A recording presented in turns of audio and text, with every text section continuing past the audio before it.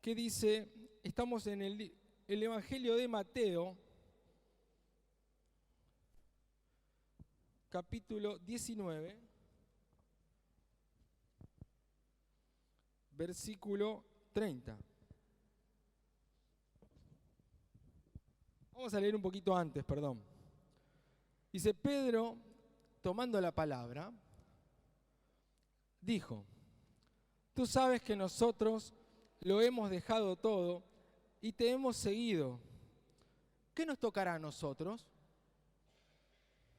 Jesús le respondió, les aseguro que en la regeneración del mundo, cuando el Hijo del Hombre se siente en su trono de gloria, ustedes que me han seguido también se sentarán en 12 tronos para juzgar a las 12 tribus de Israel.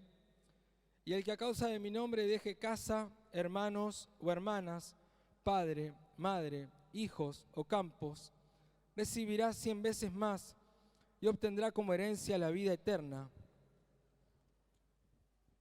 Muchos de los primeros serán los últimos y muchos de los últimos serán los primeros.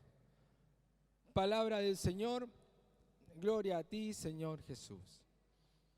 Es bastante interesante, a veces quizás también es medio inentendible. Pedro, ¿quién es Pedro? ¿Lo conocen a Pedro o no? ¿Conocen a Pedro? ¿Estamos jodidos? Esperemos, bueno, avisa bien así pasar rápido, tranquilo. Pedro, ¿lo conocen? Sí. Pedro, uno de los primeros apóstoles, ¿sí? Pedro, ¿qué hacía antes de encontrarse con Jesús? ¿A qué se dedicaba? Era pescador, o sea que no era un desocupado. Un segundito que me agarró el calor, un segundo.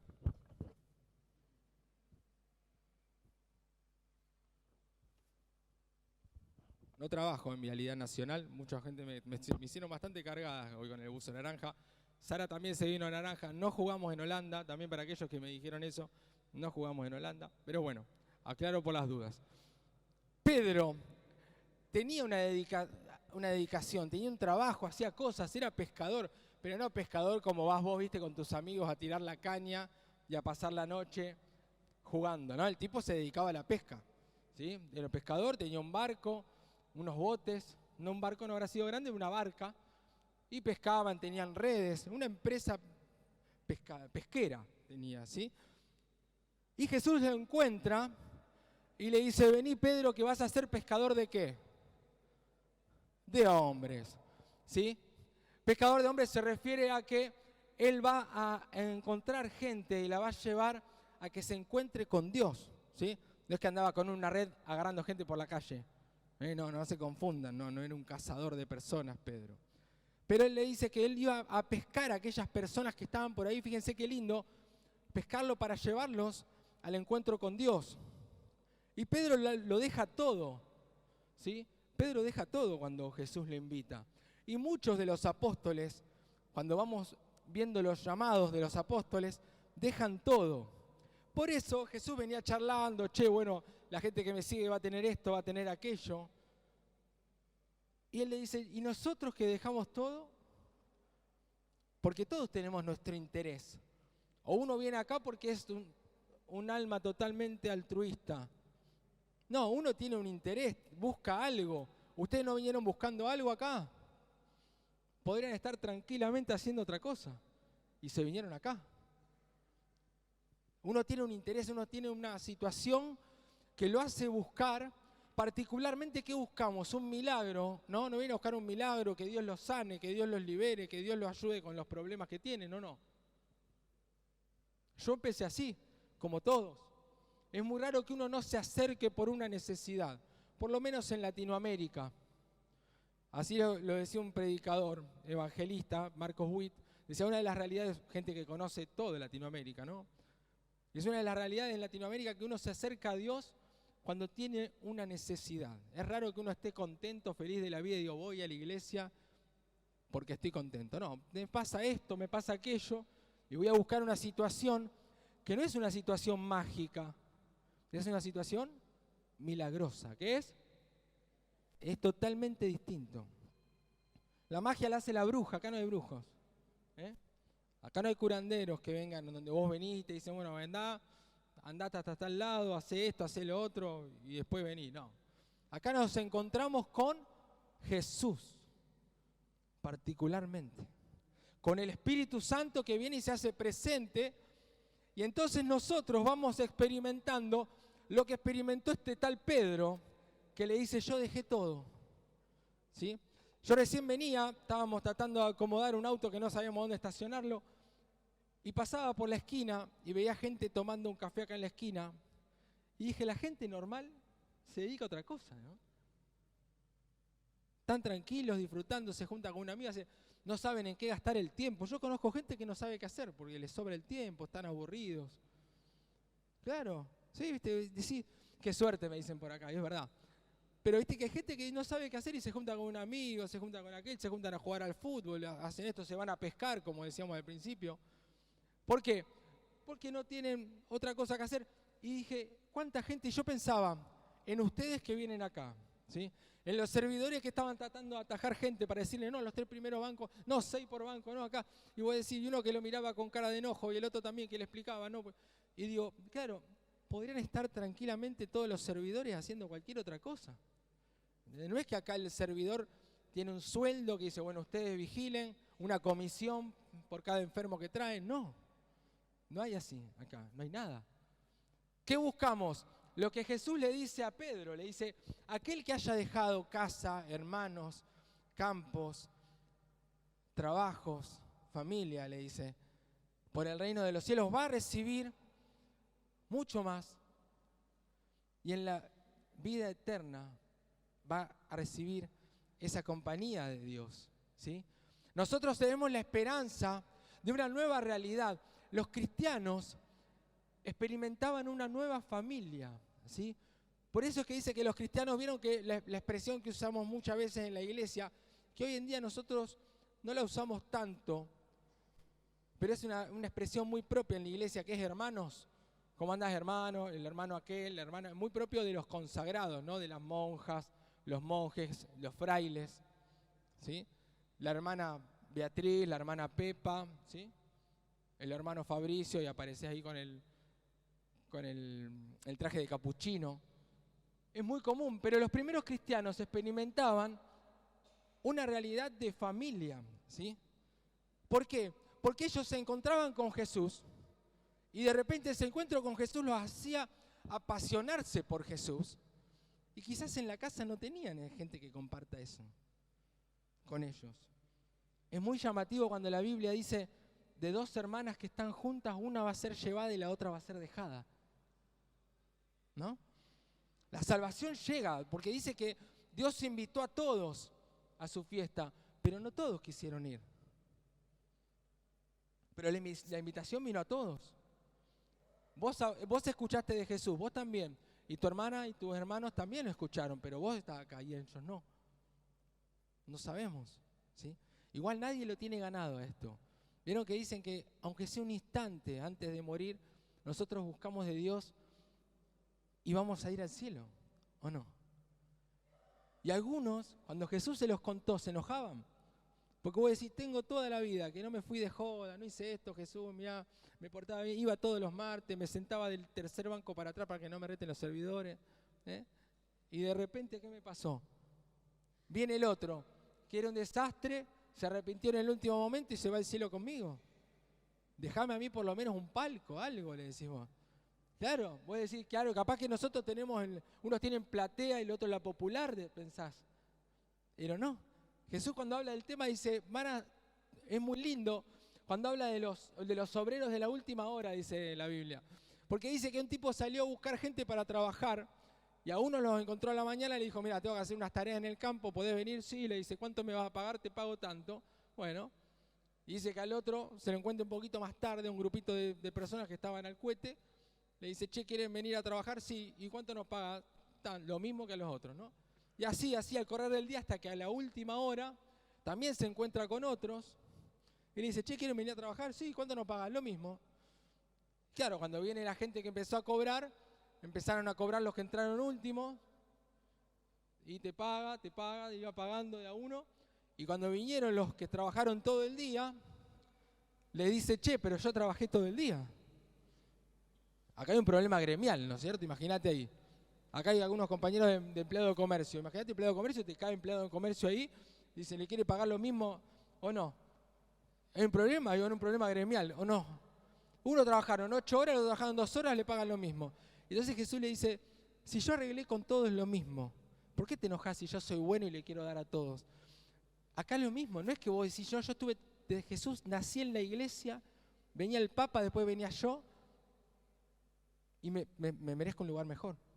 Que quizás una prostituta que estuvo hasta último momento metiendo la pata, se murió y en el último segundo, digo prostituta por decir prostituta porque Jesús lo nombra, ¿no? Dice, no se extrañen de que las prostitutas y otros pecadores públicos de la época, dice, lleguen antes que ustedes, les decía.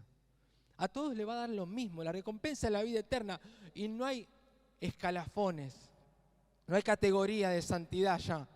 Hay una sola y todos vamos a estar compartiendo la experiencia de estar con Dios. Pero ¿qué pasa? ¿Y por qué yo entonces me tengo que dedicar desde ahora hasta que me muera a estar con Dios? Porque hay un llamado de Dios a cada uno de nosotros. Y porque nosotros nos enamoramos de Dios. ¿Qué nos pasa? Nos enamoramos. Si ustedes no se enamoran de Dios, algo mal estamos teniendo. Acá ustedes tienen que enamorarse de Dios. Si no se enamoran, les está faltando abrir el corazón seguro. Porque lo que te va a motivar a seguir todos los días, a buscarlo, a hacer esto, a hacer lo otro, a decir como Pedro, mirá, dejé todo, es que te enamoraste de Dios. Y porque vos encontrás algo que no lo podés resistir.